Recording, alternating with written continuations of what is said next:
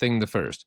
If you have a person who is very tall and they're like, I don't know, they have to like duck under a doorway, you wouldn't be like, okay, calm down, tall guy. Fucking walk into like a regular person. Like, no, you wouldn't, because it's physically fucking obvious. You're like, oh, they have to duck. This is unfortunate. They probably should get a car with more leg room so that they can drive in that car without fucking hurting their head. It's the same thing. And you would never shame that person. Like, why are you so tall? Didn't you want to be like a regular? So like, what are you? Didn't you think about this? Stupid. We should be shaming the systems that we've had to navigate for all these years, not us as people. Like, these systems were not built for everyone. What I would say from my lofty high concept horse is we should be shaming the people who insist that the systems are based on value, because they're fucking not.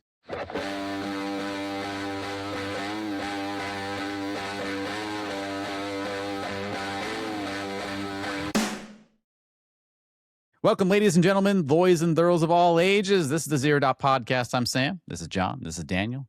And guys, it's been a week. Yeah. No, there was like a Friday and then a Saturday and then there was a Tuesday and a couple of things before that. And I think it shakes out to about a week. I feel like we're about like a week. I think you got it. I think you nailed it. Yeah. My favorite part about whenever I open with that, it's been a week, there's a palpable pause of like, yeah, it has been a week. Yeah. I had to think about it for a minute. Yeah. No, I feel like I always give the same response, which is just the silent nod, the knowing nod. Yeah. There's so much to unpack in this minute interaction, but I would share with you this aspect particularly. As you get older, time changes for you subjectively. When you're a little kid and I'm like, well, we'll get you a present for your birthday next year. You're like, well, that's fucking a fifth of my life. That's an incredibly long ways away. And then when you're older, you're like, that's like nothing. Like a year is like nothing. Like planning for a thing in like May, as of the time of this recording, it's February. That'll be here like when you blink, right? Like that'll just happen. So when you say it's been a week, there's a whole moment of like time dilation. Because in this particular year, I guess a gratitude-oriented person would say it's nice because you can savor more, but like the weeks are fucking glacial. There has been so much stuff to contend with that each Friday that hits at the time of our recording is just like, oh my God, it's only been a week. I aged 36 years over this last time. Yeah. So it's too much. You're absolutely right, John. I think we have a nice like convergence. We're getting older, so we're noticing that. But at the same time, we're also in the age of information highways where they're just funneling so much information to you that we didn't have even just a year ago, 2 years ago. And on top of that, things are actually happening a lot more intensely in a lot of different ways, geopolitically and otherwise, that it's just like, can things just stop? Can we just like slow down just a beat, just a second? That would be great. I think about this a lot in the context of the information highway thing. Like, to what extent more shit is happening and to what extent I'm just being told about shit more, even if it's not even happening, you know, just being like, here's some shit, here's some shit, here's some shit. Like, yeah. Every time I open my phone, somebody uses a lot of capital letters to tell me that a very important thing has happened. It's not one person. It's just like the internet TM. And I don't know. It's almost like we weren't designed for this. It's almost like that's a bad system that I have opinions about. Remember when CNN, when it first came out, and the biggest criticism was they just kept repeating themselves over and over again, like nothing was happening?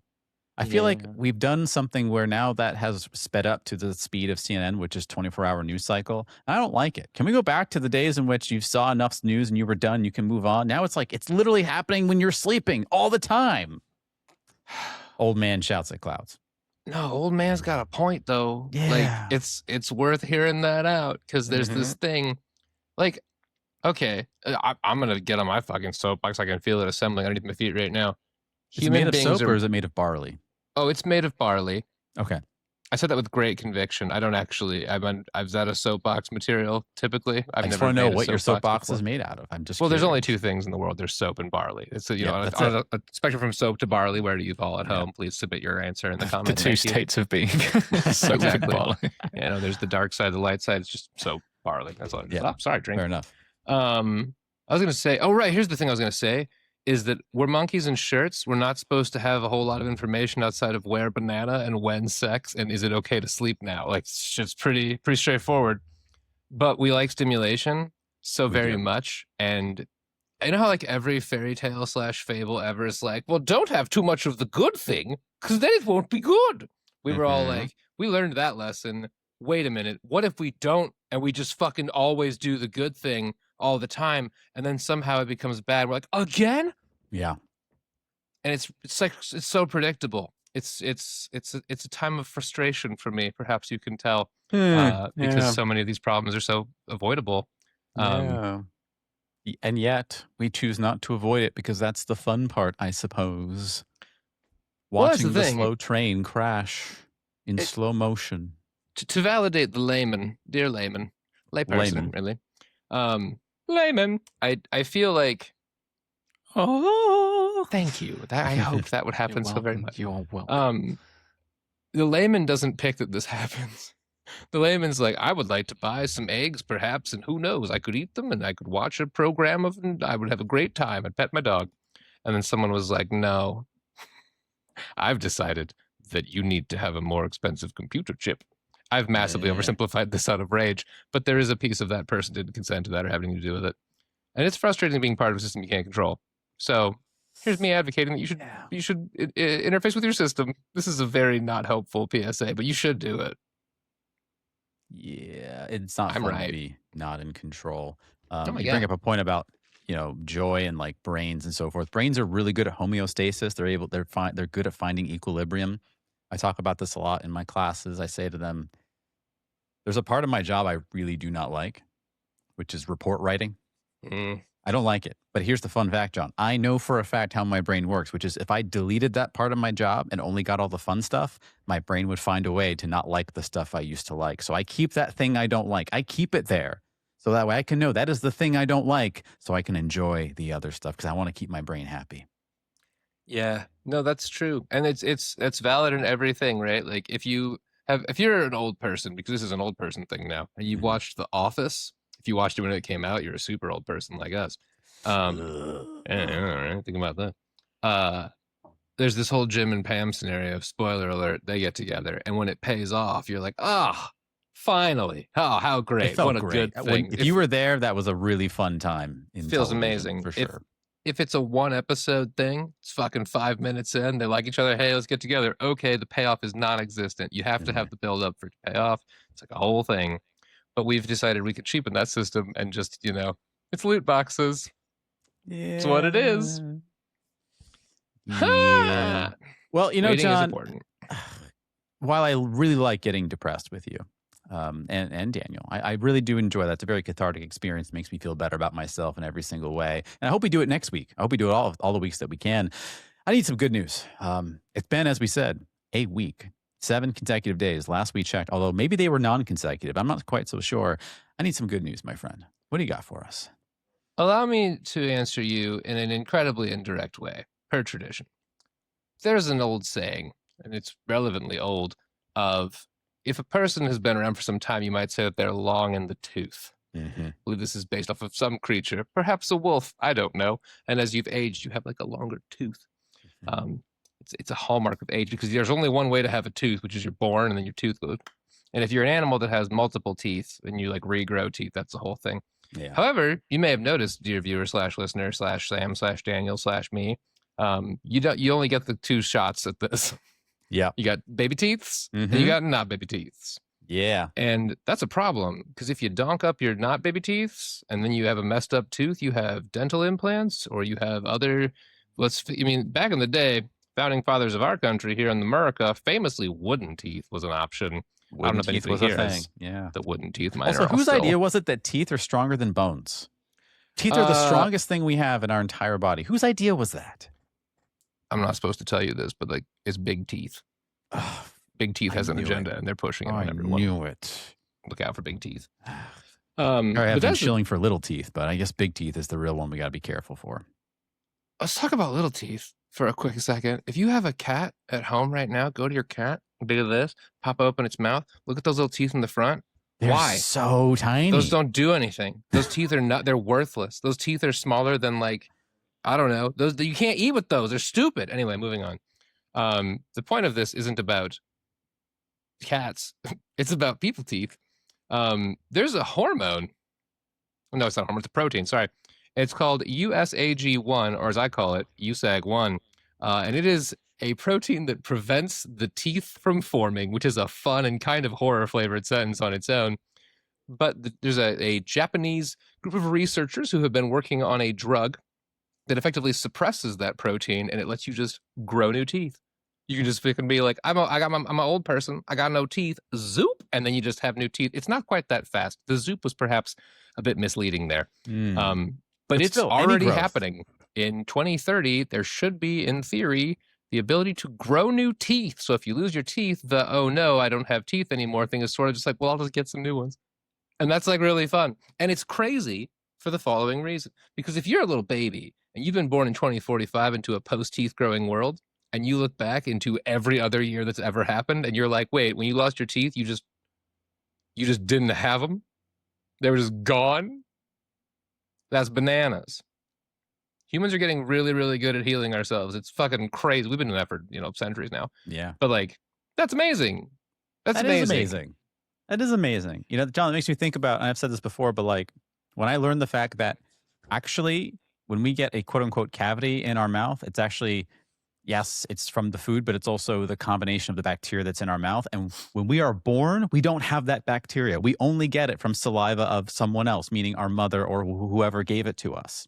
And I've been thinking about this for years, John, that if we just create this race of super babies that just never kiss or touch or use saliva ever, they could be immune to cavities, which of course is an incredibly dangerous thing to think about because it goes down really bad connotations. But wouldn't that be great? But this solves that problem because, hey, you get a cavity, you get real bad root canal, just grow new teeth. Get new teeth. Famously been on the record as saying no one should touch babies for 10 years. Just like leave a baby in complete isolation, glass chamber it. Kind of what happens to like Homelander and the boys now that I'm saying it out loud. But like no burning the babies with fire. You just, don't touch them. Just don't touch them. And also moms, stop spitting in your baby's mouth. That's fucking weird. Don't do that. Isn't that weird? Yeah. Why would I don't understand. If we actually did that, John, that would give a whole other meaning to nature versus nurture, wouldn't it? Mm-hmm. Yeah. No, at some point I feel like you can really just nurture some shit right to hell. You can just nurture it to pieces.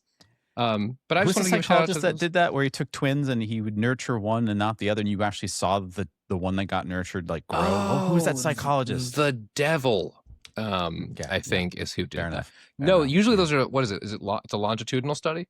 It's actually very weird. Because you had to do it case study style and be like, hello, are you perhaps a twin who is separated from your other twin? Wanted to drop that information on you. Anyway, why are you so different than that one? Or why are you so similar to that one? It's also the nature nurture thing is one of my favorite things to not talk about and make fun of instead, because it's sort of like being like, which is more important? Fucking left sock or right sock? Like you kind of need both. You kind of have to have both. You kind of need both. Yeah. I think the nature nurture thing is used as a way to like either derail or enrail the conversation towards genes or not genes, right? Like what you're pre-baked with versus not, and that's kind of irrelevant in a lot of cases. Correct. And true and real and valid. Oh, yeah. All right. Well, that's great news, John. I'm super excited. I'm going to ask my wife to knock out a couple of my teeth. And by 2030, hopefully I'll get some new ones, right? That's what you said. 2030, maybe? They're saying, in theory, publicly available by 2030. That's the hope. How expensive do you think this is going to be? Oh, it's going to be crazy expensive at first, I got to assume. But you kind of hope not. Right? But I mean, at the same time, the price for brand new functioning teeth. Man, I got a second positive thing. I'm kind of half quoting this because I closed out of that tab long ago, so I can't remember. But I think it was John Colorado. is a notorious tab closer. Let us all shame him for that. No, let me tell you, I am changing the millennial way and the ADHD way. I got like 6 tabs open. That's it. I'm just keeping it real small right now. Yeah. Unlike my teeth, which will grow eternally. No, it was a fact. Less of a study, more of a thing that happened. There was a billionaire, so I know, stay tuned for this. But the billionaire was like, you know how people can't afford housing in the community they work in? What if I just bought an apartment complex and made it affordable? And then he did. What a cool guy. Where'd this happen? Colorado, I think. Oh, that's awesome. I can look it up, but I'm pretty sure this is a thing. In fact, give me 5 seconds. I'm going to do it. Maybe a little more than 5 seconds. Yep. Billionaire venture capitalist and Steamboat Springs resident Mark Stevens purchased the 104-unit Riverview apartment complex for over $95 million in late 2025. And the idea is the mission, it aims to solve local housing shortages for workers with rent heavily discounted. Studios for $925 a month, 2 bedrooms at $1,600. That is expensive for people who do not live in a city. But if you do live in a city, that's not expensive at all. And I just thought that was cool. And I feel like shout outs to people who do ethical things when they have lots of money, who are supporting the people around them. I don't know, hot take, being nice to people, pretty good. I like it. I agree. High tide all boats, etc. Being nice to people, it's a goated strategy, I would say, for sure. It makes us all happier, makes you happier. Gives us more stuff to say. The Zero Dot Podcast. I'm always happy about. I love filling up the space with good, positive vibes. So thank you, John. I appreciate that. I would say, as a person who looks up for a good thing or two every week to talk about for the purposes of this podcast, you should do it. Like you, dear listener or viewer at home, just like be like good things and look it up once a week. It is genuinely good for my brain, because my brain is always auto-populating full of terrible things because I have social media. Just happy to tell me about things that are bad. Usually things that I love that might go away soon, or maybe are becoming bad. Same point as before. Oh man, do I want to drag down the mood with what John Krasinski did during the pandemic? He did this cool thing where it was like, what was it called? What's Good News or something for like a couple days or a couple weeks with a bunch of celebrities. It was like a COVID YouTube style like thing. And then he sold the rights to, I think, Amazon. Let me get the actual stuff down because I don't want to misquote. Krasinski. That sucks. What's good? God damn it, Jim. I was trying to celebrate your fucking being with Pam, and here you are selling out to Amazon. I'll say it right now. If Amazon wants to buy this show, I'm listening. But I'm not taking it. I just want to know what you think I'm worth. No, I don't. I don't care. Wait. Amazon. I think it was called Good News. What am I thinking of? Good News. There we go. Yeah, it was Some Good News web series. It lasted for a very short period of time. John Krasinski did it for exactly one season in 2020. It's on YouTube. You can check it out right now. And he sold it to... Who did he sell it to? Sold to Viacom CBS on May 22nd, 2020. Krasinski later confirmed that he dropped plans for any adaptation to the show and that it would be kept in its original format. Krasinski bought the show back for its holiday special on YouTube in December 2020. Whoa, reversal. Never mind. And then raised $2 million for various charities throughout some good merch and everything else. Is the show still going on? I feel like it's not doing anything anymore. I feel like you just preemptively dragged John Krasinski's name through the mud. I did. This is why we validate. We make sure, because I read the news that he sold to Viacom, and I was like, what the hell? But now, of course, yeah. As a John, we have like a regular meeting. All the Johns get together. If you're a John and you don't know about this, that's really bad news for you, because it means we didn't choose to invite you. But John Krasinski, like a regular attendee, pretty popular guy amongst the John. Yeah, he's probably one of our biggest fans, I'm sure. Oh, yeah, I think so. So, yeah, this is some good news. 2.25 million subscribers, only 15 total videos they ever made. But based on the popularity, they're able to sell it, then buy it back, and then do stuff with merch. But I don't think they've done anything since December of 2020. Well, it's a nice idea. I like it. So anyway, that's a great idea. Good news. Thank you, John Krasinski, for doing it. I wasn't a fan of the selling it to Viacom, but you bought it back, it seems like, and I'm happy for it. That's how we're spinning that. Yeah. And their acronym is SGN, which I pronounce Sagoon. Sagoon. Or Sagoon, now that I see it. That's sad. Never mind. I'm sad. Yeah. Sagging. Yeah. Well, before we dive into our main topic for the day, I think it's also good to kind of level set a little bit and kind of give us a little bit of weapons of the trade, as we might say, to kind of go against, the agenda TM, I might say. So before we get started, trigger warning to those that might be listening. We're going to talk about something that's going to be a little dark, but it's a part of our history, and then give you some hope at the end of it. So if you're triggered by this, we apologize, but don't worry, I have a point to all this. So John and Daniel, do you remember the time? And by the way, this is not a time that I know all of us on this call do not agree with, but there was a time when, back in the good old psychology days of the 50s and 60s, it was said that homosexuality was something that could be cured. Do you remember reading about that? It was in the DSM for a fairly long time as a disorder, which is not the coolest thing that ever was. We don't agree with this, by the way. Let's make it very clear. When I'm bringing this up, I'm not saying we agree with this, but this was a thing in history in the 50s and 60s and 70s, and some people still believe it today. They believe that homosexuality was a disease to be cured. And just to throw some history down here, This is literally the Time magazine article from 1965. It's still on their website, by the way. It is horrifying if you want to read that time capsule of what was going on. Fun fact, Philadelphia's Dr. Samuel B. Haddon, is that any relation to Samuel Hayden from id Tech's Doom video game franchise, who's the bad guy in that game for many reasons? I don't know. You tell me. But from 1965 onwards, we also had an aggregate study. Yeah, the aggregate study in 1974 saying homosexuality could be cured, and looking at 785 homosexual patients and determining that 307 of them were quote unquote cured.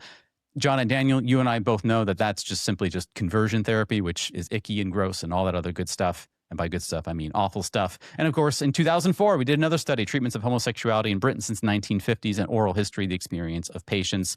There's still people that believe that this thing, our brothers and sisters in the LGBT community and otherwise, think it's some kind of disease to be cured. Why am I bringing this up? I'm not bringing this up to bring down the mood or anything. What I am trying to bring up is the fact that for as long as history is dictated, whenever we can think of what possibly could be the solution to anything, we try to kind of think that it's our fault. We shame ourselves. John, I think in episode 1, you talked about the difference between guilt and shame.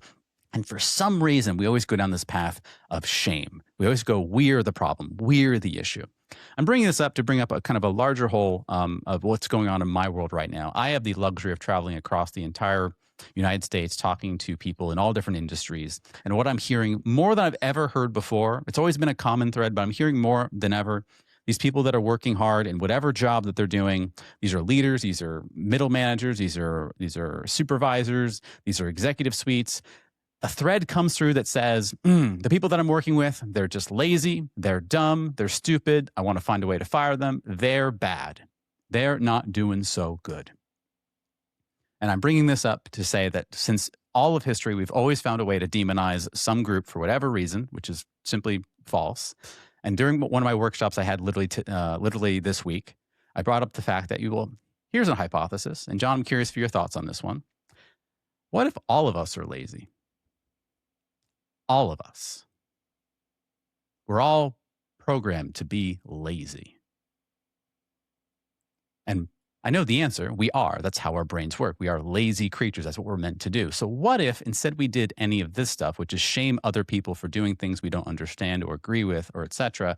What if we ask the question, how can we develop systems so we can harness that laziness? How can we make things as easy for us as we possibly can?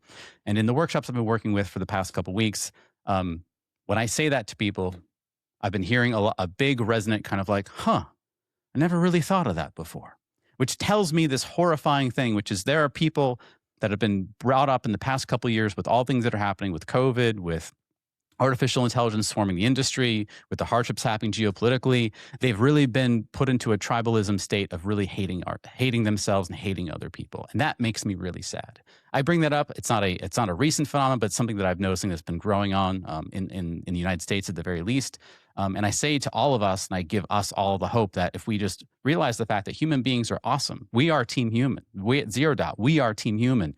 And if we don't demonize ourselves, but instead recognize the superpowers that we currently have and what we could possibly bring to the table and embrace the things that we do well and do what we don't do, right? Because again, I will say to you, John, I'm a lazy person. I'll say to you, Daniel, I'm a lazy person. You might not think that, but I'm incredibly lazy. The difference is that I try to harness that system in whatever way that I can so that way my laziness works for me, not against me. And so I bring up that history lesson right now, this thing that seems horrifying to us. It's still, for some groups of the world, still feeling this way. I bring up the fact that there's still people in this day that the solution is always pointing fingers, blaming other people, tribalizing ourselves. And I challenge us all right now today to go, we're all Team Human. We're all in this together. What could we possibly do to bring ourselves up and embrace what we're good at? Recognize the things that we struggle with as just, as you say, monkeys in shirts. What we can do to kind of be the best force that we can possibly be. Because I think there is a way we can do it. And I'm seeing a difference whenever we talk about this in our workshops.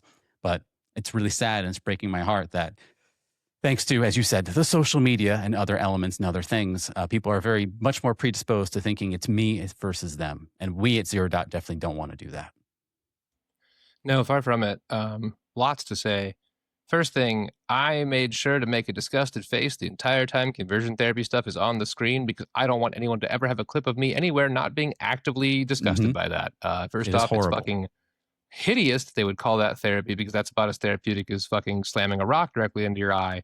and then saying that God told you to do it. Like, it's a fucking crazy thing. Crazy. Conversion therapy isn't in the realm of therapy. It's not a form of therapy that we don't accept. It's literally garbage. It's if somebody was like, they just shot a guy and they were like, this is called bullet doctor. Like, you just can't fucking slap a healing word on the end of a terrible thing and call it that thing.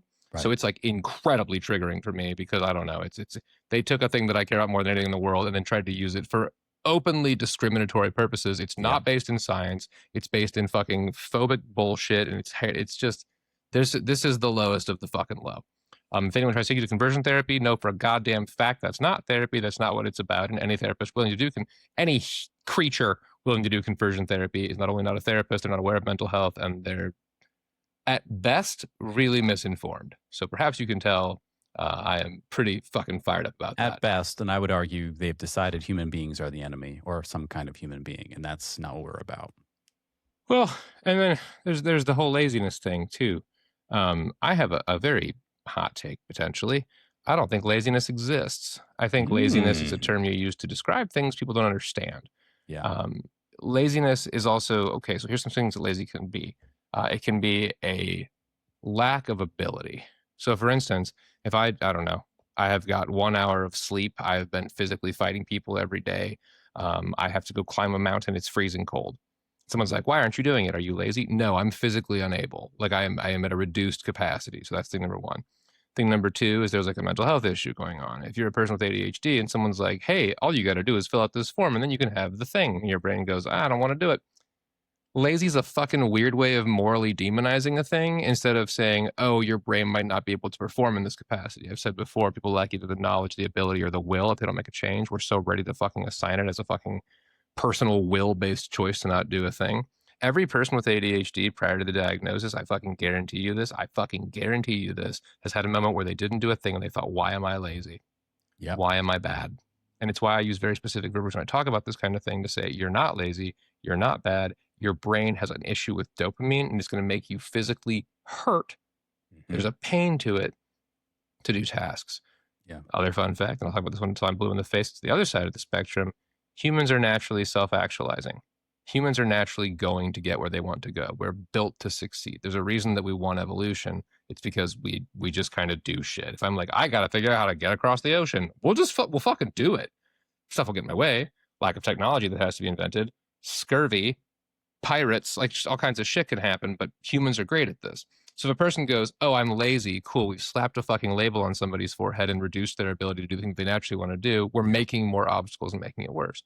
So it's not why are you lazy, it's what's stopping you from being who you want to be and how you want to be. RE laziness too. Laziness is, which once again, I don't know, I hate that fucking word. I hate it too. If you do use that word, which I don't know, like I said, not a fan. But speaking to like my ADHD people, if you want a process to be efficient, you want an ADHD having person to design it because they hate wasting time because wasting time hurts because it's inefficient. And if you're inefficient, you can't have good things. So this is actually definitely a strength. You can get to that place. But this is at the end of the day, and if I'm being real with you, like, and it might just be my bias from my training and experience, but literally every fucking problem runs through fear. Every single fucking problem runs through fear. Everything that's wrong in everybody's fucking life runs through fear. So like what happens also, is it's a great motivator. Oh, it's a great and motivator. By great, I mean it's the strongest motivator we have. Short-term can be bursts. unhealthy, but yes, yeah. Oh, it's wildly unhealthy. Fear is meant to be an on-off switch. You go, oh shit, I'm afraid. Resolve, done. Fear off. Yeah.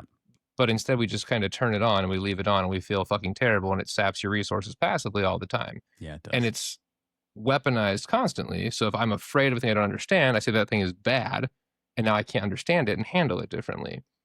Which is, I mean, that's the fucking core of so many things. And fucking sidebar, well, I'm just being a spicy little angry boy. I am genuinely pretty pissed off about this right now. If a person is like, why are you lazy? What they're also saying, whether they want to be or not, is they're saying, I'm not capable or willing to understand alternatives from my perspective. So I'm going to demonize this to avoid doing work that maybe could help us both improve. Yeah. Which, if you're listening to Spicy Me right now, is fucking weak. Like, grow some fucking balls metaphorically. Like this, you have to do hard things to make change. Thing number two is it's cowardly. Fear is a biological response. to choose to give into the fear is a choice. You will have a reaction if you go, oh shit, like you get scared, like that's fine. Yeah. But if you go like, I'm afraid of that thing, I'm going to try to demonize it. Cool. You're being ruled by an amygdala.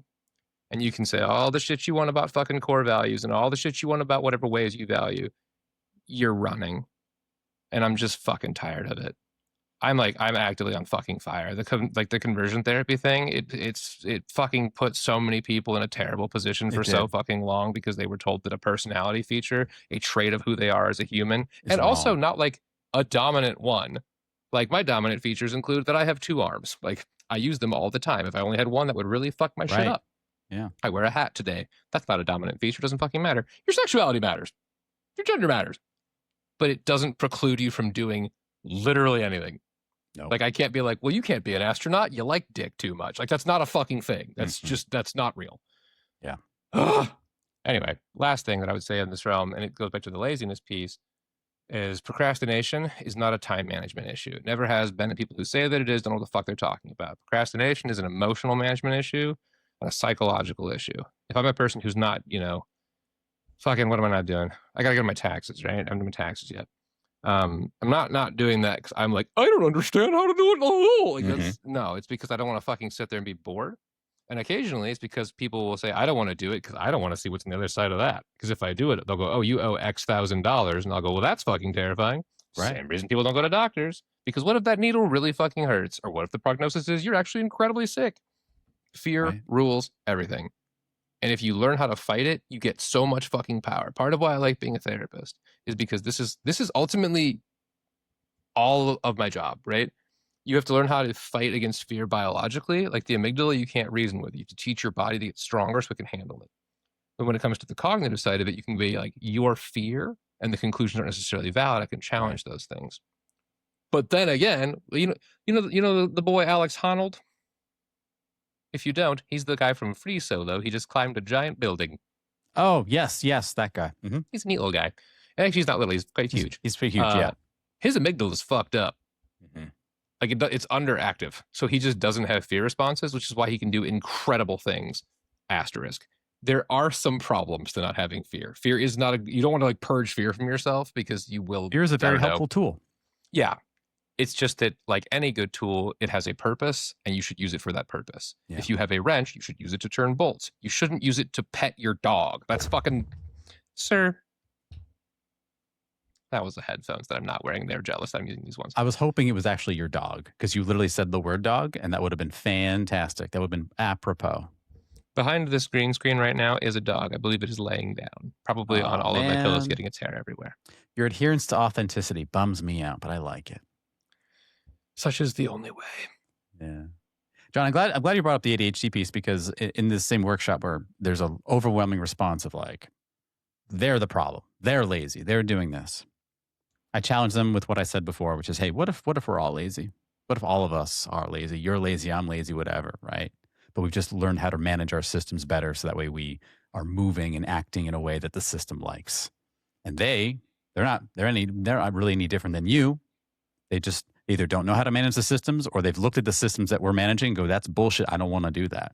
And what if that was, you just said the same thing. What if we could bridge that as a way of connection and understanding? Because it might be we're the same person. They thought about that, like, oh, that's interesting. We break out in some activities. And one of the activities we did is, hey, here's someone's response. They're having trouble with something. How would you help energize them? And I'll summarize what the response was. And in the simulated pattern, it was something to the effect of like, hey, I'm on this innovation committee. I'm super excited about it. I'm glad we got to launch this new project. But now that we're executing it, I'm losing focus. I'm not super interested in it. My work is slacking down a little bit behind, but I don't know what to do. And the 5 people that were on this particular prompt, they stared at that and went, I don't understand. Just do it. Just tell them to do it. If they can't do it, then they should get fired. They jokingly wrote the words fired, right? So then I said, hey, so let me tell you something. Increasingly now, since about 2021 or so, we're seeing a rampant diagnosis and diagnoses of people with ADHD. That's not because there's more people with ADHD than not, just we're getting better understanding what ADHD is. And with ADHD, with the fun thing about ADHD, and it's not fun for them, but it's fun for us to understand, is that the way they regulate dopamine is totally different. One of the things is that when they procrastinate against something, what to you looks like laziness, to them, for them, it's them responding to the fact that at a certain point, the pressure becomes so increasingly high, they're looking for relief. And when the thing is done, that's what they're feeling. They're feeling relief. Whereas other people that don't have ADHD, they don't get that. They actually get a nice little dopamine little tick and it makes them feel good. They don't get that. That's why procrastination happens. So in this case, let's pretend this person's ADHD. How will we try to manage that? And they didn't answer my question, John. You know what they did? All of them said, oh, I'm the same way. I've got like 15 things that like I should do right now, but like I'm going to wait until the last minute and then I'll do it. And then, because that'll make me feel better. Like it's actually eating me up inside that I can't do the thing and it'll take me 10 minutes to do it. But like I just wait until the last minute to get it done. And I notice that when I do that, I get it done a lot faster and it's really efficient and it's great. They literally said those words to me. It's so fucking face smackingly dumb, dude. And so let's pretend for a moment that what they're saying is authentic, and let's pretend they're undiagnosed ADHD people. I'm not saying they are, but let's just pretend. They have been taught to shame the exact same people that they're trying to help manage. That's what I'm talking about. Like that. That's insane to me. This is... I'm a big fan, for the record, of everybody playing nice and getting along. My preferred way is just everybody be homies. It's a really nice thing. I recommend it. But I'm a little bit radicalized about this area, right? Because I am the person in this story. I'm a little bit past the part where they're at. But I did grow up thinking, well, if you just want to do a thing, just fucking do it. Don't be so goddamn lazy. Which turns out had like devastating consequences for me and contributed to my depression. So I was like, I guess I'm a piece of shit. But turns out I'm not. I hope that thought was terribly interesting, and I hope you can maintain it for the next several seconds as I sit here, interrupting your progress, disrupting a project that I was part of making, like some sort of asshole. And I'm sorry for swearing during this commercial break, which is what this is. If you're watching our show and enjoying it, please stick around, continue to watch the rest of it, maybe click past me in just a few seconds here. But do consider subscribing to our Patreon, because we have a whole lot more show. And actually, recently, we have a new thing going on where we have a whole second set of content that is exclusive to the Patreon members, not just divvied up in a different way. It's a whole new, completely independent thing, and I sure would like you to watch it. That's why I made it. Okay, that was all. Bye! And like, oh, what a fucking... like predictable, but yet still so painful conclusion to that story, where you're just like, nah. And like, okay, back to my radical life. So like, the thing is, if you are a person who is living in the current world, at least in the America area, and I'm frankly most of the Western world, probably just the fucking world, you've been living in norms that are established based off of a large number of people, but it's nowhere near 90%. And frankly, it's way less than you might think it is, because a lot of us who are fucking neurodiverse weirdos didn't realize it, because we've been told that the way we are is bad long enough that you shove that shit down. And then eventually when you learn to be yourself, you're like, I'm getting away with something. I'm being naughty. I'm bad. And if I'm going to just jack myself off for a second, which is probably not a thing I should say, but like, when I get to do things my way, I fucking rule at stuff. Like, my metrics at anything that I get involved with are incredibly good if I get to do it my way. Which is why micromanagers are so fucking terrible, because they're like, no, do it this specific way. And people go, ow, ow, ow, I hate this. And also they go, I resent you. And also they go, this is inefficient. Yeah. So what I would offer you is a couple things. Insofar as like neurotypical versus neurodiverse norms. One of the neurotypical norms, it's related to willpower and effort, which are things that are wildly misunderstood by fucking everybody.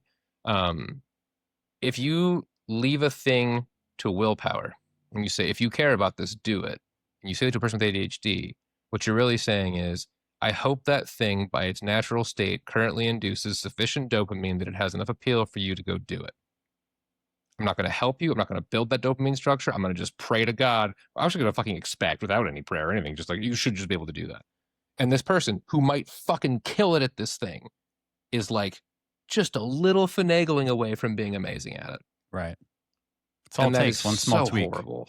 One small tweak. That's all it is. It's we're going to borrow a phrase. It's a skill issue, but really it's a knowledge issue of just knowing how to tweak that just a smidge. Just a smidge.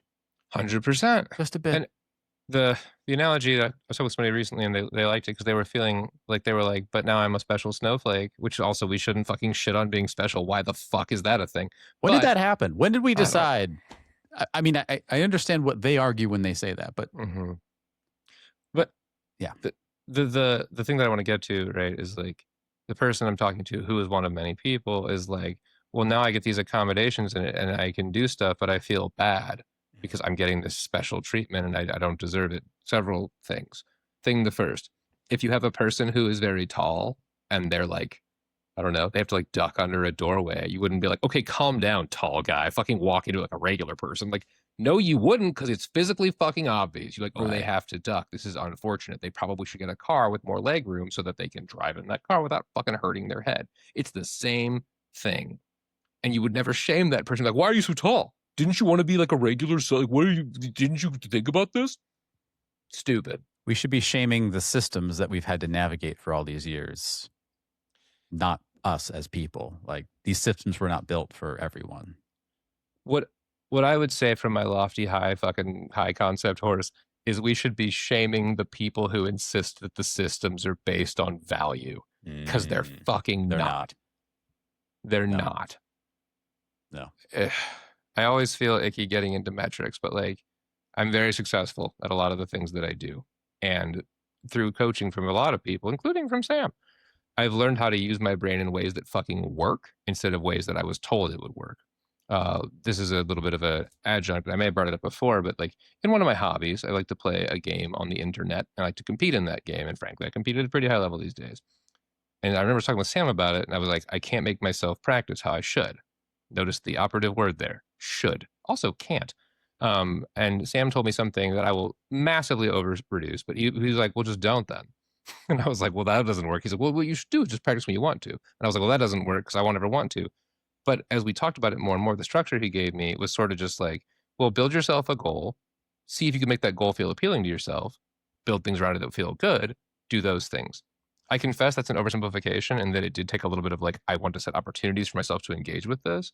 But if you make yourself do stuff that you hate, you will hate it. Mm-hmm. It's not rocket science, right?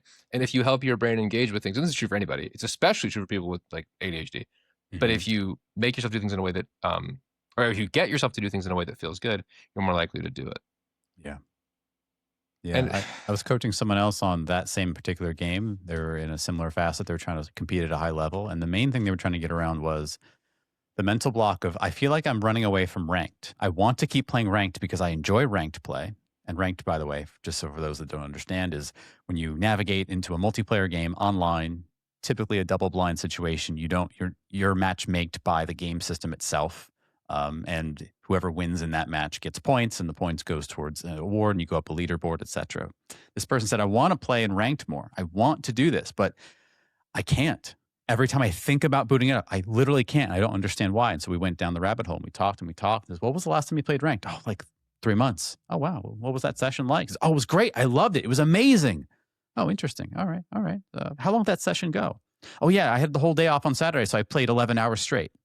Oh, okay. You played 11 hours straight, and you loved it at the very end. Yes. And he says, yeah, and I got sweaty, and it was a lot of, it was like really, I was really actively engaged. And I'm like, is it possible then that your body is responding in a way, your limbic brain is responding and saying, we don't want to put our body and our mind through that level of stress again. And that's why you are actively avoiding that, even though you enjoy it and you love it. Is that possible? And he's like, oh, shit. Yeah, because I was exhausted afterwards. Like, okay, all right. So what we need to do is train your limbic brain to know that when you go into this, you're not going to do that ever again. And so we developed a plan and how they could just dip in and out real quick and into ranked on a consistent level. And the person gave me good news like a month later. Says, dude, it's amazing. It's incredible. I'm always leaving like right before all my spoons are spent. And I'm excited for the next session and all that other stuff. And I'm like, that's fantastic. That's great. And again, all it takes is a small little tweak and we can get you back where we want you. And you are not the problem. The systems are not developed for you to succeed, but you do have to do some modulation of yourself to make sure you can be as successful as you can possibly be. Yeah. And that's, A of all, that's fucking awesome, man. And B of all, like, one of the many reasons, and I'm sure I've said this 1,000 times, and I'll probably say it 1,000 more times, that I made this show and I do all the shit that I do in and outside of my job is because I didn't know any of this shit for most of my life. Mm-hmm. And like, this is the thing that I really want to harp on. Like, and this is not a knock on where I went to school. I went to a fucking amazing school. I loved my school. Not like in a way, but in a way of like, it was really, I felt really thought of and cared and people gave a shit. But a lot of the material you'll be presented with, if you're presented with any, is written and authored based on things that are outdated. And this is kind of a spicy one, but also by people who haven't had the experience. A thing that, ooh, I can feel the old temper flaring again.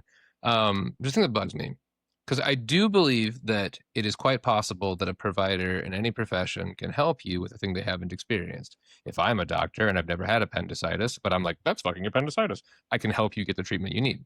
Yeah. I do think, however, that there are certain things that are much easier to understand and have a specialty with if you've done it. So or been there. There's a person in the professional world that I live in, and more than one of these people, in fact, who's a fabulous professional. They're incredibly smart. They're very good at what they do. They give a shit. They try really hard. They're very kind. They're super polite. They are neurotypical. And occasionally people will refer to them and they'll say, hey, can you do this service for me? Can you do this testing? I'd like to see if my kid is depressed. I'd like to see if bleedly bloody blue. And they do it. And they go back and they give these really well-informed reports with lots of wonderful data. And they're actually incredible at going through the data with you and say, well, here's how this means this. And this is just, does that make sense? And this person fucking rules. I love this person. I have a teeny tiny little beef with this person because this person is constantly telling people they don't have ADHD. And I know that they fucking do. So I'm not super confident about a ton of things. I'm really confident about therapist things. This is the one of two things that I'm incredibly good at in my life. And what'll happen is the person will look for a lot of data-driven metrics, which are good. We like science. But what happens is the science is based on things that aren't the fucking thing because they're based on indicators people can tell when they're observing it without having it. This has been a challenge for me, right? Because I'm fucking chock full of ADHD, and there's a Venn diagram with autism and ADHD, but I don't have autism to the extent that I know, at the very least. So when I learn about autism, this is a little bit past tensey, but I've been a therapist for 15 years. And we won't on a recorded line ever say anyone does have autism until the administration makes changes about that. Anyway. You know it. But I've learned so much more about autism in the past few years than I ever did in fucking school, because I have so many people that I'm close with who have been diagnosed with it, who understand it, and they can talk about subjective things that I've just cleanly fucking missed. I remember early on in my career, I was talking with a client of mine. They were like, do you think I have autism? And I was like, I don't really see that for you. This person definitely has fucking, like 100%, like diagnosed, frankly, at this point. I didn't many, but there's so much shit that I didn't see. Like, you learn about like fixed patterns, repetitive motions. You don't learn about a ton of other shit that are signs. Also, guess what's been normed on straight white men? Everything. But also, like, autism in women it presents very differently, frankly. And you kind of just don't see a lot of shit. So a lot of these people are going around being allistic, which is the word for non-autistic. That they're supposedly being that. They're not. But they feel like they are. And they're like, why do I have this fucking incredibly disproportionate response to X, Y, or Z? Why am I like this? I must be bad. You're not fucking bad. You're running Linux and people keep telling you you're using Windows and you're like, why does this fucking not work? It's because it's a different fucking system. And it's a great system. There's a term that I used to have beef with and I have less beef with it now.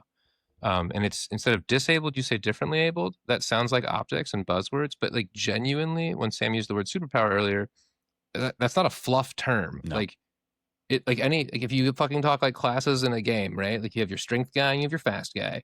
Fast guy sucks at strength. He's good at being fast. We should let him be fast. Mm-hmm. There's a processing thing with people with autism you'll see all the time where they will seem slow in responding, like just like literally slow.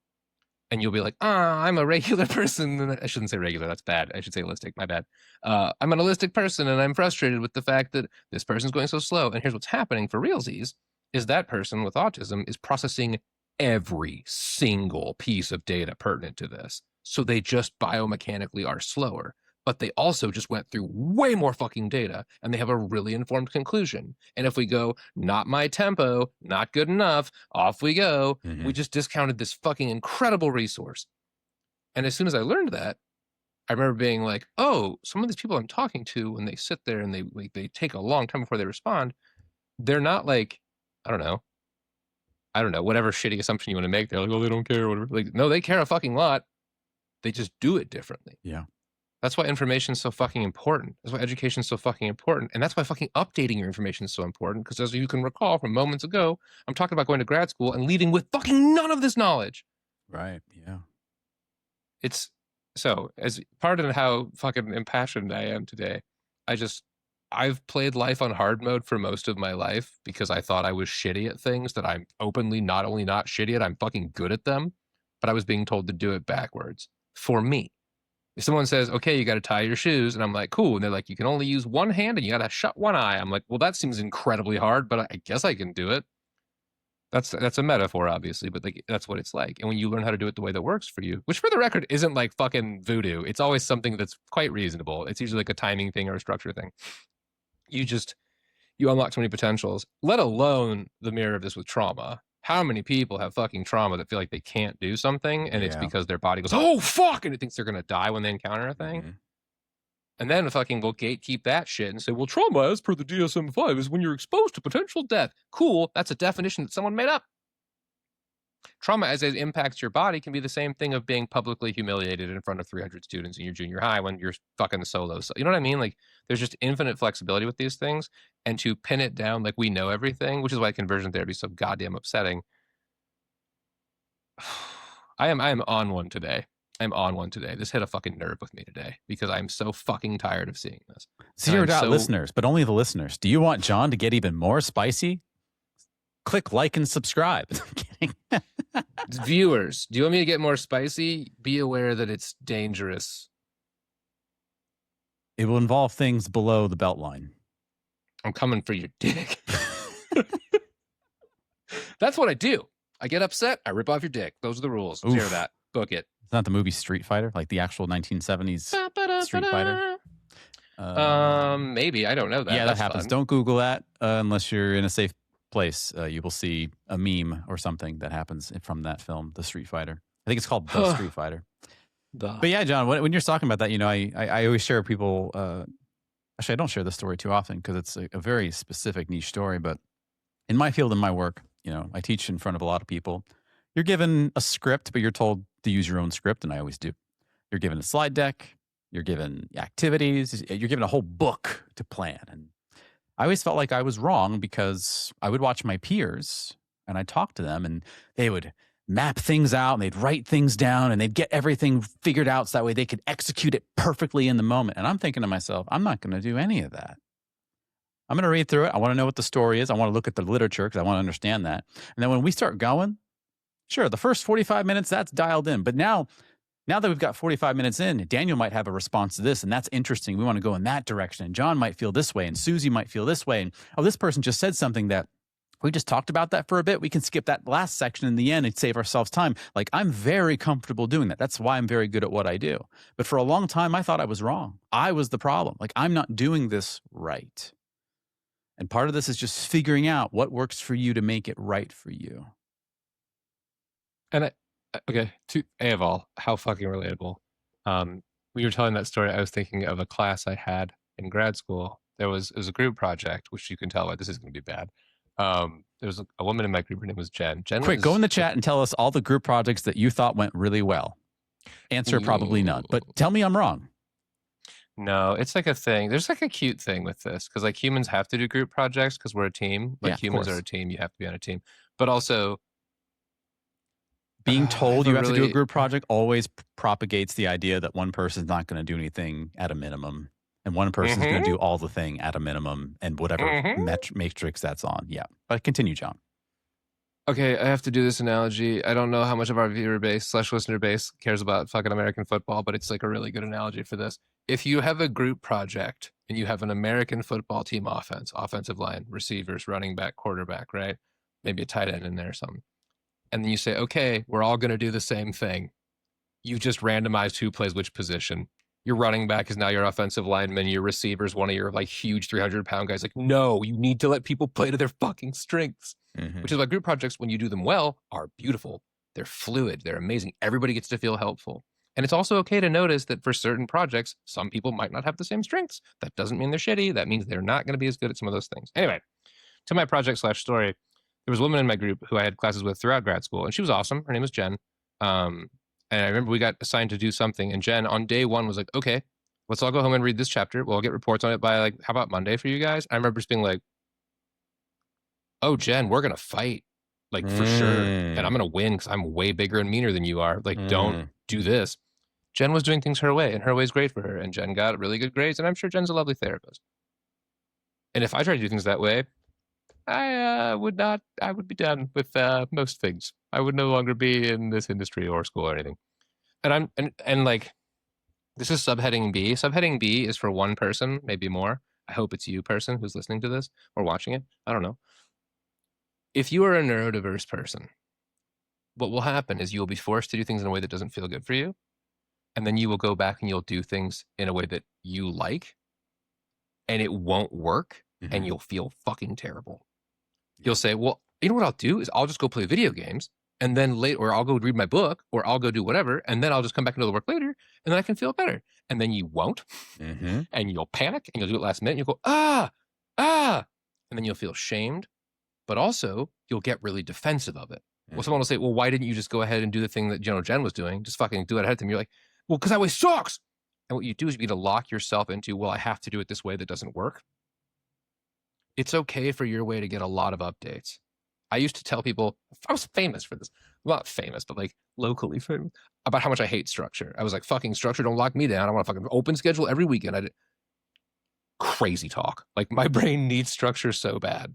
These two guys that I do this show with are two of my very dear friends, and they have been incredibly accommodating, especially Daniel, because he stays up late to do this with us. Because my ass, every fucking show, I'm like, hey guys, I'm going to be a half hour later than I thought. I'm so sorry. And then they do it. And I will always make good on my side of things, but that's just how my fucking brain works. And I'm really grateful for having that. Because when you don't have that, anyway, quick aside, back to the structure thing. If I didn't know we were going to do this show on Fridays, and I just was like, well, let's do it whenever we all want, I would never fucking do it. And if they were like, Fridays at this time, no fucking exceptions ever, I wouldn't fucking do it. But they've been incredibly helpful in letting me have a little bit of flexibility while adhering to a structure that I not only consent to, I want. And if that feels foreign to you, it's because you haven't been exposed to it in a good version of it yet. And holy shit, it's so good. You are going to feel so fucking safe. Like, you can count on things to get done. You can trust yourself to get things done. You're going to feel understood. Like, this shit is available. And the reason why I'm so fucking heated about conversion therapy is because A, like, half my friends are gay. And B, like, because it's the opposite of this. It's no, it has to be that way because some guy said it wasn't. Every other way is wrong. The arrogance of that is insane. How many times have people been like, this is how basketball teams should play. This is how we should print things. This is how we should mail things, whatever the fuck it is. And then someone's like, wait a minute, I know a much better idea than that. Can we do it my way? Conversion therapy says, nope, it's the only way we locked it in before. That's the thing forever. And it's based on fear. How much you want to bet, John and Daniel? Conversion therapy. You know, it's in a dark corner of the world now. It still exists in some horrible places, but it comes back again, and it's broader than what it was before. It's not about LGBTQ stuff. It's about how your brain works. Oh, you're depressed? We'll convert you. You have ADHD? We'll convert you. You have autism? No, it's not. We'll convert you. We're already seeing elements of this in other places. It's not being called conversion therapy, but you know what I'm talking about. I do. That's awful. I do. Well, also it's hideous. So, like, people who think there is one best way to do things, A, of all, you're dumb. I can be nicer about that. Maybe in a different episode I'll be my usual nice self, but right now I just have the fucking time. As the nicer of the cohort today, you're allowed to say you're dumb. Yes, I'm with you. Keep going. And like, okay, I'll be a little bit nice. It is literally dumb. People who think this do not know better and are afraid to learn. Correct. So they literally lack information. But like, you're effectively saying, okay, everything's great. My favorite color is brown. We should only use brown. Brown's the only color. And I'm like, what about the sky? Can we make the sky like, I don't know, blue, orange, purple, something like that? They're like, no, brown's the only good one. And what you will do is paint a monochrome brown everything. That's nothing. That's nothing. You did nothing. You just made a fucking flat piece of paper with one color. Like, don't, like, in the grand tradition lately of things being stupid, people decided that the word diversity should be politicized. Diversity literally just means different things. It just means you have different things. If I want to have a dinner and I would like to have, like, I don't know, like steak, eggs, fucking some vegetable of some sort, orange juice, I don't fucking know. That's diverse. If I'm like only steak to drink, steak for dinner, steak appetizer, that's not diverse and it's bad. And if you think that having more than one thing is bad, why? And the answer is, it always is. It's because you're afraid of it. Because you brought it up, I feel like giving it some good news while we're spewing about stuff. This happened. Department of Education backs down on lawful directed targeting, educating equity. This is important to me, John, just specifically because I work in DEI, not in the education sector, but in the corporate sector, the work sector. And this makes me just happy overall in general. So as you say the word, I say that people are fighting this war against this imaginary war against this word called diversity. Diversity is a good thing. You can have disagreements on how that all works. You can have disagreements about all that other stuff. But I mean, different things, having different points of view is just a good thing to have. Also, you can't argue with it. Sorry, science got your ass already. There's a thing with dogs. I love dogs. But if you ever want a dog, you want that dog to be like a fucking healthy dog that lives forever, get a mutt. Because when you get a mutt, there's different breeds, and there's this genetic resiliency because all the best parts of all the animals keep coming together into this animal's this fucking super dog. Yeah. My dog is an invincible god. He's part husky, part German shepherd, part bulldog, part a bunch of other shit.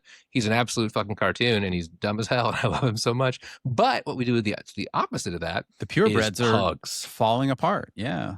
We breed pugs, and they become said with love. I like pugs. Pugs are cute. I want to have a pug someday, maybe. But like, they're not okay. No. Like, they're not okay. Like, they're falling apart. Their eyes don't make any sense. Their breathing is built to fail at this point. And it's because we had zero diversity. We didn't introduce any differences. So the things just kept, like, diversity is protective. If I fucking am like, there's a lot of examples of this. I'm trying to think of like a less intense one, but I just can't. There's a thing called groupthink, which is now part of this conversation. Groupthink is when you get a group of people who all think the same thing and you just kind of agree with each other. For the record, it feels pretty good if you're on the in-group. There's a huge problem with it, though, which is occasionally you will miss very significant things. You'll all just kind of go along with it, and then someone from the outside who's not part of the group will be like, wait a minute, that doesn't make any goddamn sense at all. You want people with different opinions because they'll protect you from this. I'm trying to think of a funny... Okay, here's an example. The Chevy, is it the Chevy Nova? Is it Chevy made the Nova? The Nova is a car. Yeah. Now, my Spanish isn't great, but this is true. The Chevy Nova, when it was released in Spanish-speaking countries, did less well than other places in the world. Because if you know what Nova means in Spanish, it's doesn't go. In South America, I forget where. I should be more careful with my citations. But somewhere in the world, so this story's off to a bad start, but they have a very low literacy rate. So what they would do is they would put pictures of things on the food. So it would be like, this is a can, there's peas on the can, it's peas. And they would do this for baby food. Yeah. And then Gerber's like, we'll give you some food, and they give you a can with pictures of a baby on it. It didn't like cause them to not eat things, but people were like, what are you? And you want somebody to be like, oh, that's a thing, we should count for it by this. That makes you stronger, that makes your team stronger, that makes things better. You want a difference of And the thing that, why I'm so exasperated doing this is because, like, all of this is demonstrable. It's been proven a zillion fucking times. And people who put up messages against this, 100% are afraid that the things that they are won't last if other things get introduced. Yeah. Let me tell you why that's actually not a problem. Because if I am not good at this thing, and my friends, notice that I said friends and not enemies and competitors that hate me, are good at another thing, they'll be like, oh, I'm good at this thing. Can I help you with this thing? And I go, oh my God, yes. Can I help you with my thing? Now you've noticed the hole in my thinking here, which is, what if I'm not good at anything and I suck at everything and I'm worthless and I'm going to get outcompeted? That's the fear. If you have such low self-esteem, you think you bring nothing to the table, you cling to the old ways. This is so fucking predictable. But here's the good news. He said, suddenly being kind again, you do have something. You automatically do. I hope you're going to that because everyone has something. Everyone. You literally do. It's not buzzword fucking silly time speech. It's a real thing. If you're a good therapist, you use what's called the strengths-based approach. That's actually a really fun part of the job is you figure out what people are good at and you use that shit. Yeah. I'm good at a handful of things. I'm bad at way more things than I'm good at, but I use the ones that I'm good at. I'll tell you a story. It was a fun story. I think it's a fun story. I'm working long ago, working at a place that is not in a very nice neighborhood. And I'm leaving my job. And it's like 9:35 p.m. And I'm walking in my car. And once again, not the greatest neighborhood. And I'm walking with a person that I just got out of a group with. And this person, who obviously will remain nameless for HIPAA reasons, is what I would describe as a bad motherfucker. He has seen the inside of some prisons. He has done some terrifying things. And he and I have a rapport. So I've known him for a while. We're walking in my car. And he looks in my car and he sees in the back seat, he sees a baseball bat. He's like, John, why do you have a baseball bat in your car? And I'm like, oh, I don't know, mainly to protect myself. And he laughs in my face. And he says, if you pull that out, John, you're a combatant and they'll kill you. The only thing you have to protect you is right underneath your nose. Talk your way out of it. Don't have that. Get that gone unless you suddenly want to make yourself a fighter. And I was like, okay, first of all, ow, you got me. And second of all, yeah, no, correct. I shouldn't. That's dumb. That's dumb. And if you've ever known people who've been in like actual fights, TM, like the scary ones where people don't get up, as soon as you pull out a weapon, the tone of the fight changes. It is now a significantly different problem, and you have volunteered yourself as a mortal combatant, not in a cool fatality. Well, actually, in a very uncool fatality way. Yeah, I just do want to let people know, in case this is your first time thinking about it. You know how in the movies or the TV shows, things slow down in an action? Yeah. No, it doesn't. It's incredibly lightning fast. It's over before you know it. It's sloppy. It is messy, and you regret it every single time. Don't even. I would encourage no one even thinking that's a good approach. Incredibly true and valid. And also, just to add a little more to that, I was a wrestler in junior high for a very short time, and I remember I did my first like match. I was like wrestling against the guy. He was on my team, just like practice. And I remember being like, "Oh my god, we've been doing this for fucking 10 minutes." And I looked up; it had been 60 seconds. Like, it is exhausting to like full force exert, like resisting somebody. It is incredibly tiring. And if you're like, I'm good at cross country, amazing. You're so good at things. It is not the same. It is not the same. Yeah. So big takeaway in general. And anyone who's good at fighting, for the record, will tell you this. Like, don't get in a fight. Don't get in a fight. If you're doing an organized fight, fucking love that for you. Do it up. But if you're like doing I'm going to fight this guy to prove this point, you are risking your life from the get. Yeah. There's a whole thing about this evolution, pointy sticks. I can talk about it later, but yeah. Okay. So back to the central point though, that I want to really, really kind of hammer in on. If you are on Team Human, which you are, congratulations, welcome. Congratulations, welcome. The best thing you can do is help your fellow teammates so they can help you, so the whole team wins. We are on the same team. We can have like little fake intra teams, like viewers versus listeners, obviously a series blood feud to the death, but also an example of how, like, at the end of the day, we should all be on the same fucking team. I will never acknowledge that again, for the record. Yeah. But what did you say? What was that? No, I don't even know. Maybe the error cut out the video. Yeah, okay, fair enough. Downloading, the bit rate, etc. But yeah, if you ever feel like you're at risk of being replaced, I have phenomenal news for you. We can find the thing that you're amazing at, and you can know you're important, and you can know you belong, and you can know people want you. And if you don't believe me, that's very vulnerable of you. So thank you for thinking that and sharing that. But don't try to make everybody else fucking be beneath you to maintain your power, because that's soft as fuck. It's like conversion therapy is like another person being named John Merrick doing anti-therapy. Like, it makes me so incredibly upset. Yeah. And again, the point of it is more like, we should be past this, right? And yet I'm seeing it come back. I'm seeing this zeitgeist come through. Extinction burst. Yeah. I want to just echo what you've been saying, John, and say that, I think you and I are probably really lucky in the sense that, at least in my world, I have the privilege of having a lot of we in the leadership consultant world, before we even go out in the field and talk to people, we have to know a lot about ourselves. And what that usually manifests is we have multiple mentors, but not just mentors. We get psych evaluations done on our brains and how we operate. And we also understand how other brains and other personalities operate, because my job when I go out in the field and talk to people is I have to literally mold to what would make sense for those individuals. If I am always just me all the time, my ability to kind of communicate a message to people won't work. But if I know a particular thing about how John's behaving to a certain thing that I'm saying, and I can change my messaging a bit so it'll hit him in the right way, then that's part of my training, right? And one of the things that we're talking about is we're talking about knowing our superpowers. And I'm confident in saying this. All of us have a superpower. You just don't know it yet.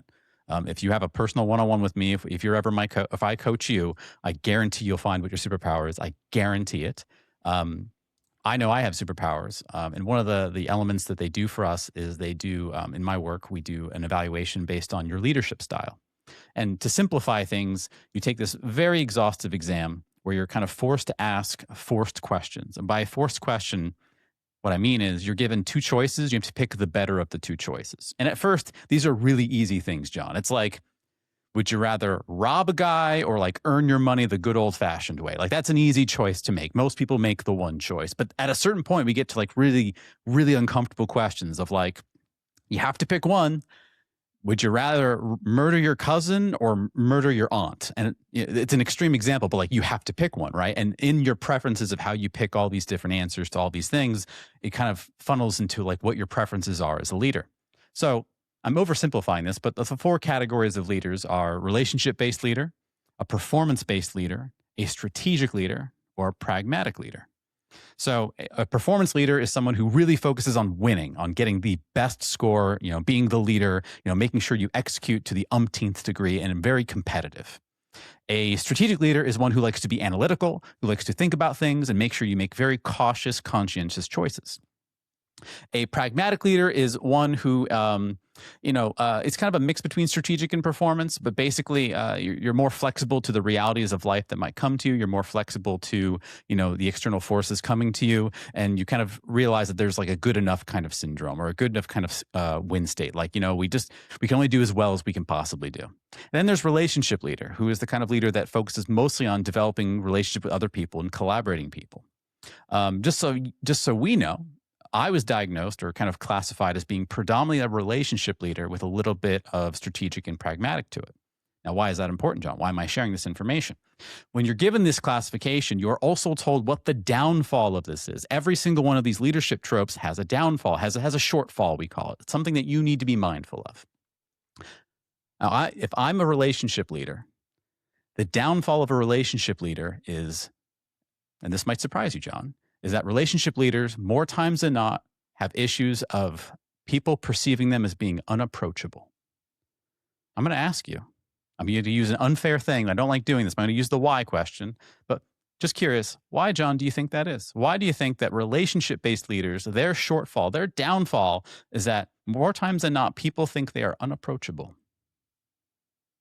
The relationship leader is the unapproachable. Yeah, right? That's you're getting it. Like this is weird. Yeah. Why do you think that is? And remember, it's relationship, me performance, strategic, pragmatic. The first thing that comes to mind is that like a relationship leader might be perceived as an expert in relationships and people feel inadequate when approaching them, but I don't know. That's a shot in the dark. That's really close to it. Yeah. So relationship leaders, they are very confident the solution will come through as long as the people are together. So they don't have the fear that a performance, strategic, or pragmatic leader does, which is we could fail. Oh my gosh, we could fail. The only reason we're going to be successful is if we shoot for the stars, if we're super competitive, if we're strategic, if we take a step back and kind of weigh in all the different options. A relationship leader, once they get the team together, their confidence is super high. And so because they have such high confidence, they are perceived as being unapproachable. Huh. Isn't that fascinating? It is fascinating. I feel like confidence is such a funny thing because it is both attractive and intimidating. Yeah. You want to have it. You want people around you to have it. But also if people have more than you do, you're sort of like, oh no. Yeah. What do you know that I don't? Right. Yeah. I mean, when I got that kind of classification, which by the way, this stuff changes all the time. I was like, oh, that makes so much sense. All the times in which I've had friction with people or people have told me I've had a chip on my shoulder and they didn't feel like they could come to me with questions or concern. They felt like they couldn't talk to me. And I've always been confused by that because I love people. I love bringing people together. That's one of the things I need to be mindful of, right? So I share and I close things off with this because, even when you know your strengths, there is also knowing what your shortfalls are. And it's all incredibly empowering. Like I don't know that information about myself and I think, oh my gosh, I suck. I'm terrible. I need to be better at X, Y, Z. No, there's going to be shortfalls. There's going to be strengths. And knowing yourself and knowing other people all starts with curiosity. And so I did the unfair thing by asking John a why question. But my number one thing I would say to everyone to kind of break through this just a little bit is encourage yourself not to ask why questions, but instead ask what questions. Like seek understanding from a place of curiosity. Because as John said before, a lot of this stuff comes from fear. And a lot of it comes from the fact that you're the enemy and I'm not. And the truth is we're not. And what would happen if we just had assumption of all sides and sought to understand from a place of curiosity? Seek to understand, as we say. It's a very leadership-focused phrase we use, but it's true. Asking the what questions, the how questions. Paint me a picture, John. Let me know how this is all working for you. I don't have understanding. I'd love to understand more. Instead of, why do you do that? Why are you like that? Why are you this? I I would do a real short plug, because what you're saying is incredibly wise, and I feel like the number of tools we have for this that we can cram into this video is mildly. Hang on one second. I'm gonna finish this thought. Okay, we're back. So this is a channel that came up for me when I was talking with some therapists in a consult group. It's called Charisma on Command. It's a YouTube channel, and it just gives like a lot of little micro tips about this. And that's one of the specific ones. I believe it was referring to the woman who plays Daenerys in Game of Thrones. And they were saying, why is she a good interviewer? And they also had one about, there were two at the same that got referenced in this, but it's because they both use questions that prompt people to keep talking with them. There's a level of just being, so a classic line, might even be Jamie Foxx, I can't think who it was, but they say, oh, tell me more about that. Or like, yeah, give me a little more on that. And like, there's some body language stuff that goes into it. But additionally, there's a lot of just like, you can demonstrate engagement and also set people up to not feel pressured. Yeah. A why question should be a question that you think the person can reasonably answer. Why did you do that is a fucking stupid question. You're going to get a defensive response at best, or an incredibly confident one. There's occasionally like, oh, why did you do that? Which can be okay. Because it makes people have to rise up to defend themselves. That's what a why question does. Yeah. Exactly. So it also, in the positive versions of that, it actually, I would think, should be fairly obvious as to when it would be appropriate to ask that. Because if someone's like, yeah, well, I knew that this would work. So you're like, well, why did you, what, like, if you want to learn from that's different. But I would argue the positive versions, there has to be tone. Yeah, totally. The tone has to be, oh, why do you think that? Like, I'm curious. Like, I want to know. I'm really seek to know your knowledge on this matter. But if you type it out, why, it's incredibly hard to circumvent that. I have a friend who does a thing that I at first thought was like kind of annoying in full transparency, but they'll send me a message on your Discords, your text messages, your whatever, and they'll say like, hey, da da da da, whatever the message is, and they'll say parentheses, tone, and they'll say curious, hopeful, and parentheses, or they'll say like tone, fatigued, but sincerely interested, and parentheses. And I was like, you don't have to. That actually is very helpful. And what this is it's just more clarifying emojis. That's what emojis are for. If I see you like the like sweat nervous guy, you know something that you wouldn't know otherwise. Right. Which is also why you probably shouldn't demonize emoji. You can demonize like, the Emoji Movie if you want. But I feel like tone setters are super important. Also, to tie threads together in our episode today, there are people who have trouble with tone, and finding other ways to compensate for that is an incredibly reasonable thing if you want to get the best from those people.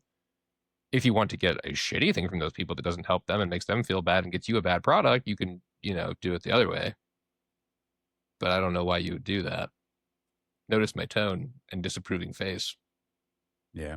I never understand it when I get on people about word choice. Like, make sure you're using the right words for what you're trying to explore, because I think what you intended to say versus what you're actually saying are two different things. And I get this a lot. People say, I shouldn't have to think this hard about this. I'm like, yeah, you probably should.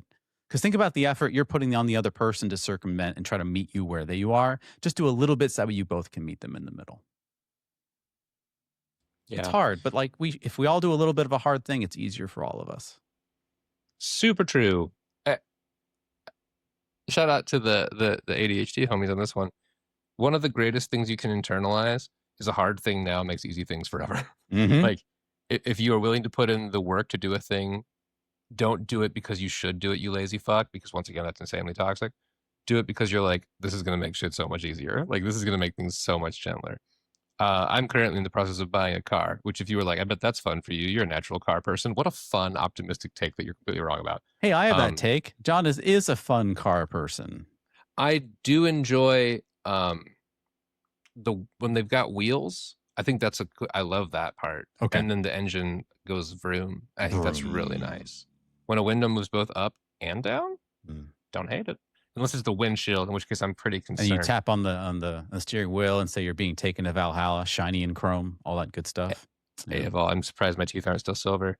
B of all, I did have a moment the other day where a person got in their car and they were like, oh, fuck, the wheel won't turn. And I was like, oh, put your foot on the brake and then it'll turn. And they were like, oh my God. And I was like, is this what it feels like to be a car person? I should learn about cars. That felt fucking incredible. I'm going to go do it right now. And then I immediately did not do that. But shout out to the car people. Have a car person in your life, especially if you're an American. Holy shit, you need one of those. Yeah.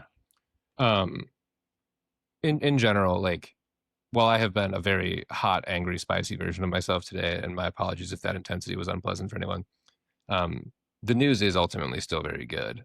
Like, we get to find a way to be on the same team, and it makes everyone on the team better.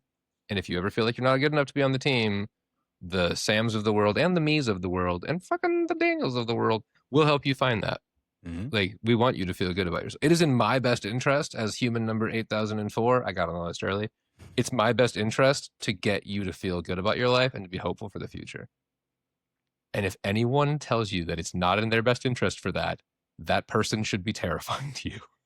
That person is okay with people suffering for their advantage. That's not a good trait, and it correlates with sociopathy. Yeah. But there's a way to manage that, and I'm sure we'll talk about that in another episode, and how we can make even people that are diagnosed with sociopathy and other things, it's still in your best interest to do all the things we're talking about. It specifically is. That's actually a hard part of the therapy for it. Yeah. Is if you help people go, oh, so taking advantage of people has significant consequences, and helping them makes things easier. Yeah. What if I were to tell you that to actually be truly Machiavellian in your selfishness is still good for the community overall? Just saying. Just saying. When everybody says Machiavellian, I think about faking my own death. Isn't that part of the traditional Machiavellianism? It's like there's a death faking. There's a little bit of that. But the cost, I mean, we saw the cost was pretty significant. Oh, God, what happened? All right, Daniel, it's just you and me now. John's gone. This is going to make taxes really interesting. But, oh, wait. Oh, yep, he's dead again. He was alive for a second just to give a peace sign. That was the, you know how, like, when people pass away, all the air and the fluid and stuff the rigor mortis starts settling. Yeah, it's settling in. That like peace sign he just threw up. That's it's just a natural. It's just a natural thing that that the body does. He's back and he has fun facts about death. Damn it! I already filed the taxes. Okay, let's No. change the file. Wow, you had those taxes ready to go without me in them, which is interesting. Yeah, very much, very much. Well, folks, that's been the Zeroed Out Podcast. It's been a pleasure. I'm Sam. This is John. It's been Daniel. As always, stay on Team Human, and we'll see you next time. Goodbye.